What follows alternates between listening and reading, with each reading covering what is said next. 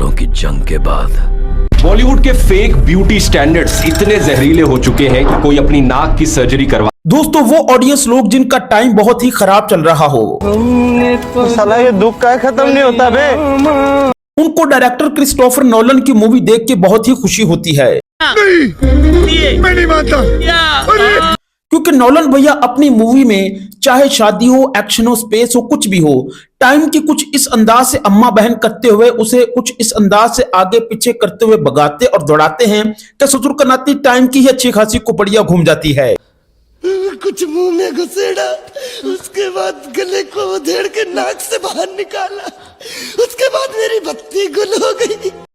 एक तो नोलन भाऊ की मूवी में मेन कैरेक्टर ही टाइम होता है, दूसरा इनके नजदीक स्टोरी का सिंपल होना तो सिनेमा पर अत्याचार करने के बराबर है।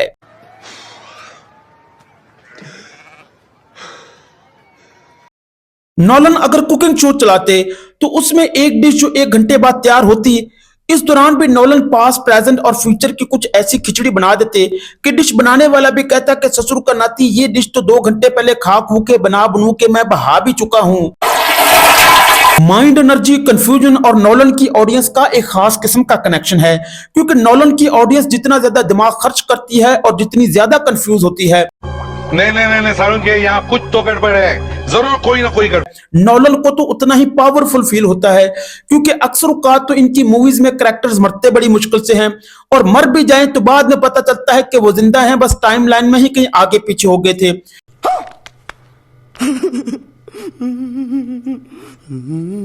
एक्साइटमेंट और इमोशंस कब कंफ्यूजन में बदल जाए ससुर का नाती पता ही नहीं चलता।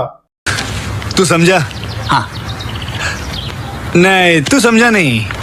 नोलन माइंड और टाइम के साथ कुछ इस अंदाज से खेलते हैं कि इनकी मूवी को पहली बार देखते ही ये मूवी आपकी फेवरेट बन जाएगी, लेकिन आपकी समझ में उस वक्त आएगी जब आप इनकी मूवी को कम से कम 3 बार देखेंगे।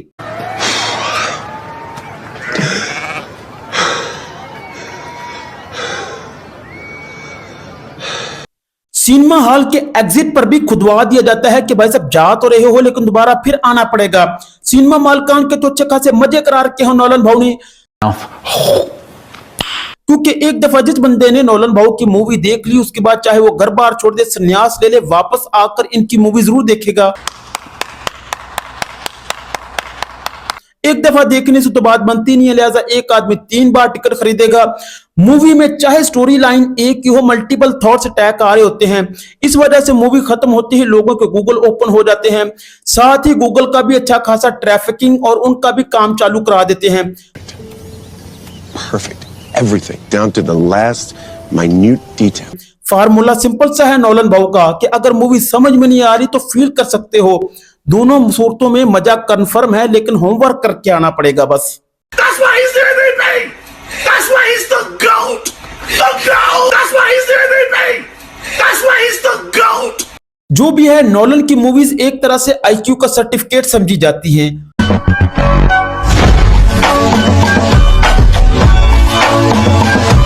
क्योंकि जो बंदा ये बताना चाह रहा हो कि वो स्मार्ट है, वो सिर्फ इतनी बात बोल देता है कि मैं तो नोलन का फैन हूं। Would like to take notes while I take totes of the marijuana. Smart दिखने का सेफ शॉर्टकट होता है Nolan is my favourite. Nolan के फैन खुद को नॉर्मल नहीं मानते, उनके नजदीक वो हाईली इंटेलेक्चुअल स्पीशीज हैं।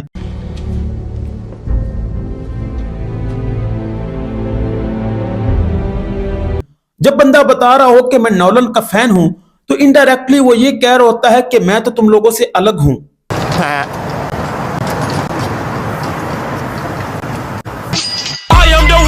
नोलन की डायरेक्शन और स्टोरी बंदे की खुपड़िया घुमा देती है, दिमाग घूम जाता है। साथ ही हैंस जिमर का म्यूजिक उसको वहीं पे ही लॉक कर देता है।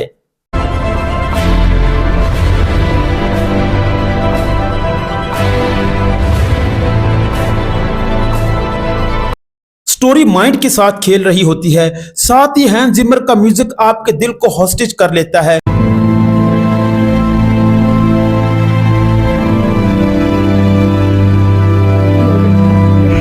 भाई साहब, चाहे आप बिस्तर पर लेटे हो चाहे संडास पर बैठे हो, इस दौरान अगर आपने हैंस जिमर का म्यूजिक अपने कानों में लगा लिया तो वहीं बैठे बैठाए आप ब्लैक होल के अंदर गोते खाने शुरू हो जाएंगे।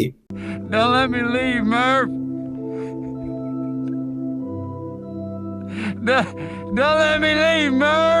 आपके दिमाग की स्थिति जो भी हो, लेकिन हैंस जिमर का म्यूजिक और नोलन की स्टोरी आपको कॉन्शियस और अनकॉन्शियस के एक ऐसे जाल में ले जाएंगी कि भाई सब ग्रेविटी और रिलेटिविटी आपके साथ अच्छा खासा फुटबॉल खेलना शुरू कर देती हैं।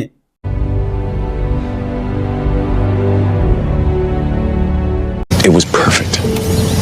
Perfect. नोलन के नजदीक ग्रीन कलर सिर्फ और सिर्फ ट्रैफिक सिग्नल पर ही अच्छा लगता है। इस वजह से सीजीआई और वीएफएक्स उनके नजदीक घटिया तरीन काम है। इस वजह से नोलन वही कुछ शूट करते हैं जो टूट सकता है और एकदम फूट सकता है।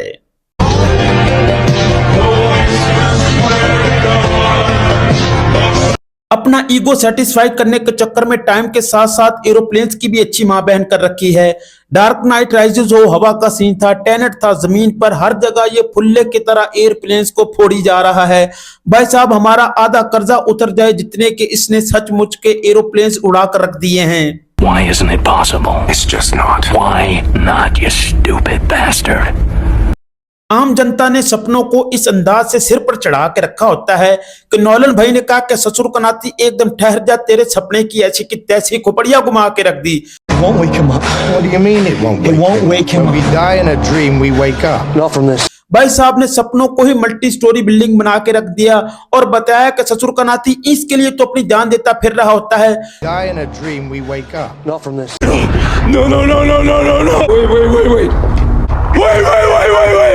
तो भाई साहब इंसेप्शन मूवी देख के मुझे तो अभी तक शक है कि मैं जाग रहा हूं या कुछ सपना ही ताड़ी जा रहा हूं। एक साथ जीने मरने के सपने सजाना तो बड़ी दूर की बात, नोलन भैया के सपनों में फिजिक्स भी इनकी परमिशन के बगैर काम नहीं कर सकती।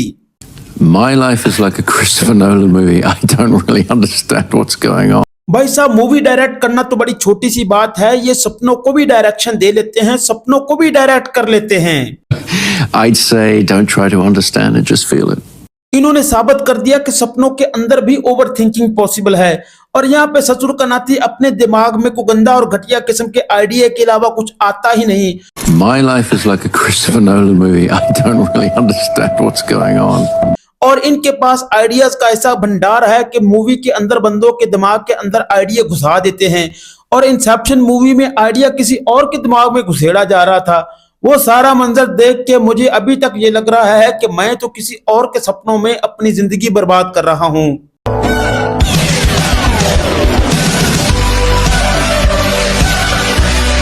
ऐसा सिनेमा जो समझ में कम आए लेकिन हमेशा याद रह जाए, नोलन ही कर सकते हैं। I'd say don't try to understand it, just feel it. इनका क्रिएटिविटी लेवल इतना हाई है कि सिंपलिसिटी सर्वाइव ही नहीं कर सकती। इनके नजदीक अगर मूवी पहली बार में ही बंदे को समझ में आ जाए तो नोलन डिसपॉइंट हो जाते हैं। और आज आपको नोलन के बारे में ये खुसूसी होमवर्क करवाने का मकसद ये था कि आपको मालूम ही होगा कि इनकी नई मूवी ओडिसी का ट्रेलर आ चुका है। सालों की जंग के बाद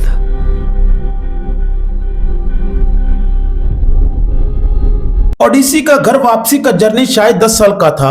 अब नोलन की मूवी को देख के यही लगेगा कि शायद इसको 10 बार ही रिवाइंड करना पड़े। बात तो सही है।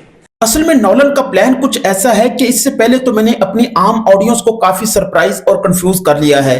अब ये जो यूनान के देवता हैं ये भी बने फिरते हैं, इनकी भी जरा खोपड़िया घुमाई जाए और इन यूनानी देवताओं को भी जरा कंफ्यूज और सरप्राइज किया जाए। ओडिसी ने कहा कि मैं तो घर जाना चाहता हूं। नोलन ने कहा कि बचवा इतनी आसानी से तो बिल्कुल नहीं जाने दूंगा, थोड़ी सी कंफ्यूजन होनी चाहिए। लिहाजा सिनेमा में अगर आपको ये लगे कि ओडिसी घर वापस जा रहा है या फ्लैशबैक में ही कहीं वापस आ रहा है तो परेशान मत होइएगा। पहले आपको सपनों के अंदर लेयर्स दिखाई गई थी, यहाँ पे आपको शिप्स के अंदर लेयर्स देखने को मिल सकती हैं। ओडिसी घर पहुंचे हैं या नहीं ये तो बाद में डिसाइड होगा। पहले आपको ये आइडिया लगाना पड़ेगा कि नोलन आपको किस साल में लेकर घूम रहे हैं। एकदम बढ़िया डायरेक्टर हैं, बढ़िया मूवी होने वाली है तमाम मूवीज की तरह। मेरे फेवरेट डायरेक्टर हैं तो इनके बारे में ये विचारधारा किए बगैर मैं रह नहीं सकता था। मालूम है क्यों? क्योंकि सुबह से ये जोक किसी को सुनाने के लिए मैं तड़प रहा था। दोस्तों आम यूट्यूबर्स तो बनाते हैं व्लॉग, लेकिन ध्रुव राठी भाई बनाते हैं पूरा केस स्टडी। इनका एल्गोरिथम भी इनसे बार बार पूछ रहा होता है कि भाई आज किसकी वाट लगाने वाले हो। बॉलीवुड के फेक ब्यूटी स्टैंडर्ड्स इतने जहरीले हो चुके हैं ध्रुव भाई की ऑडियंस इनका थंबनेल देख के ही समझ जाती है कि इनका आज किस पर मूड खराब है और किसकी वाट लगाने वाले हैं, क्योंकि भाई खाली कंटेंट क्रिएटर नहीं है, कंटेंट इंस्पेक्टर हैं। आम लोग तो ओपिनियंस देते हैं, लेकिन ध्रुव भाई ऐसे स्क्रीनशॉट लेते हैं कि आपको इनके चैनल पर चाहे इंटरटेनमेंट मिले ना मिले, लेकिन एविडेंस का भंडार मिलेगा। पॉलिटिशियन हो, सेलिब्रिटी हो या पूरी दुनिया का बड़े से बड़ा 30 मार खां, ध्रुव राठी भाई ने जब किसी का भी स्क्रीनशॉट ले लिया तो उसको एक दफा ऐसा ऑफ स्क्रीन कर देते हैं कि उसको ऑन स्क्रीन होने में अच्छा खासा टाइम लग जाता है। इनके कंटेंट से प्रूफ तो मिलता है, साथ कवरेज भी 4K क्वालिटी का ही मिलता है, क्योंकि जर्मनी में बैठे ही पूरी दुनिया में किसी भी ससुर के नाती की दुखती रग पर ऐसा हाथ रखते हैं कि उसकी अच्छी खासी खोपड़ियां घूम जाती है।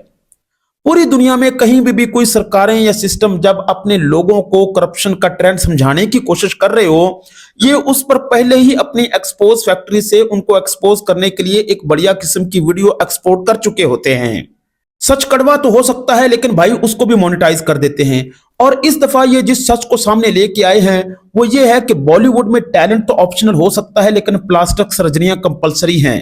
स्क्रिप्ट चाहे कमजोर हो, लेकिन जो लाइन लाजमी स्ट्रांग होनी चाहिए। जिस ग्लो को जनता नेचुरल समझ रही होती है और उस पे मरी जा रही होती है, वो तो सारा फैक्ट्री मेड ही निकलता है। बॉलीवुड के फेक ब्यूटी स्टैंडर्ड्स इतने जहरीले हो चुके हैं कि कोई अपनी नाक की सर्जरी करवाता है तो कोई अपने ब्रेस्ट को बड़ा करवाता है, कोई अपनी जॉ लाइन बदलवाता है तो कोई अपनी स्किन को गोरा करने के लिए स्किन। देखिए यार, बात सीधी सी है कि बॉलीवुड के जितने भी स्टार्स हैं हमारे लिए सम्मान के बराबर हैं, हम सबका सम्मान करते हैं, इज्जत करते हैं।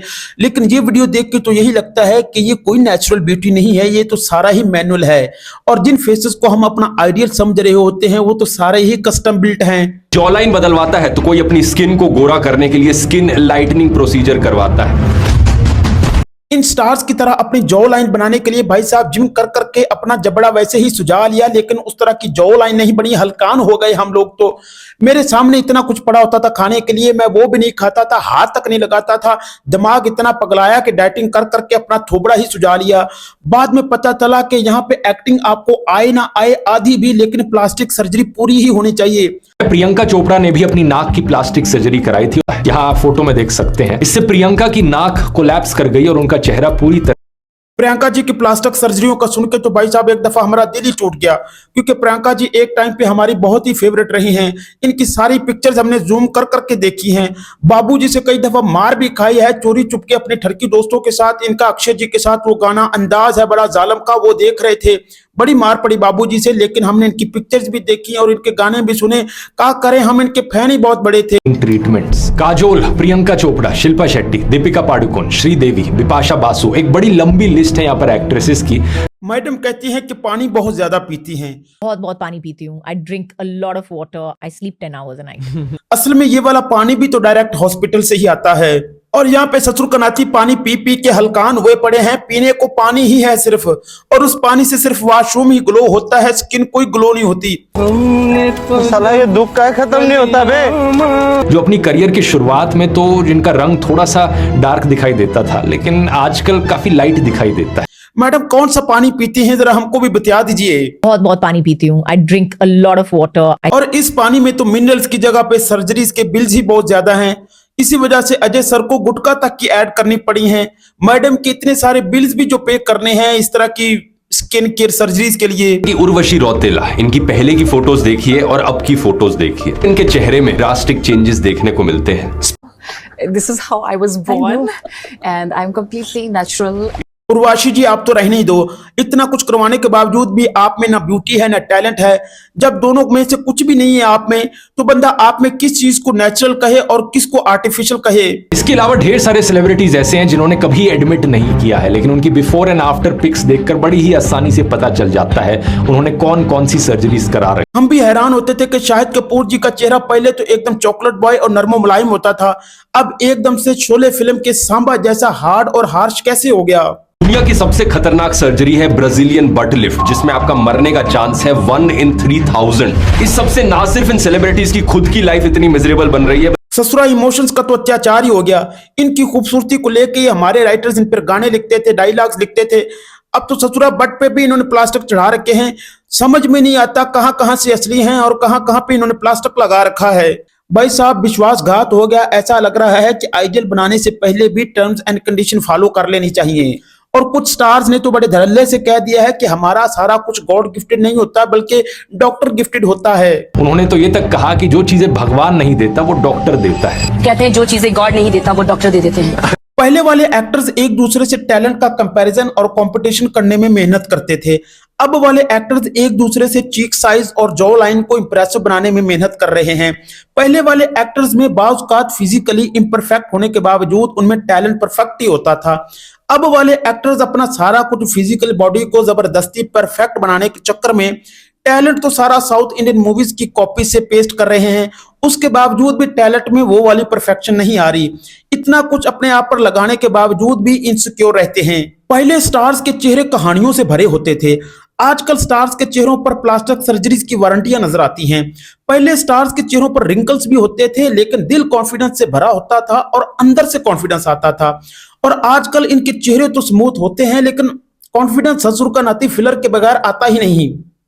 जानवी कपूर जी जिन्होंने तो एक तरह से अपने पूरे शरीर पर ही प्लास्टिक चढ़ा रखा है और हर जगह अपने अंग और बट को छालते हुए नजर आती हैं, दिखाती हुई नजर आती हैं, ससुर का नाती खुपड़िया घुमा के रख देती हैं। ध्रुव राठी भाई ने अपने इस कंटेंट के थंबनेल के लिए जानवी कपूर जी के अंग को ही अपने रडार में लिया। थंबनेल में जानवी कपूर का फोटो काफी प्रोमिनेंट था दूसरे एक्टर्स के साथ। वहीं इस बीच जानवी कपूर भी काफी नाराज दिखी। अब जानवी जी को कौन समझाए कि ध्रुव राठी भाई कौन सा कैरी मिनाटी है जो अपनी वीडियो ही डिलीट कर दें। और जानवी जी आपने भी तो पूरे देश का बोटॉक्स और प्लास्टिक अपने ऊपर चढ़ा लिया, दूसरों के लिए छोड़ा ही नहीं। ध्रुव राठी भाई से तो यूनाइटेड नेशन का जनरल सेक्रेटरी भी थंबनेल चेंज ना करवा सके, पंगा लेने से डरता है। एक टाइम पर एजिंग को एक खूबसूरत जर्नी समझा जाता था, आजकल एजिंग को एक प्रॉब्लम स्टेटमेंट के तौर पर लिया जा रहा है। जो भी है कुदरत के असूलों और कुदरत की देन के साथ छेड़छाड़ बाज़ औक़ात बहुत ही महंगी पड़ जाती है। एजिंग भी कुदरत के असूलों में से एक है, लिहाजा इसको एक्सेप्ट करना चाहिए। दोस्तों वीडियो देखने का बहुत शुक्रिया। वीडियो पसंद आई तो लाइक करें, शेयर करें, चैनल को सब्सक्राइब करें। आदाब।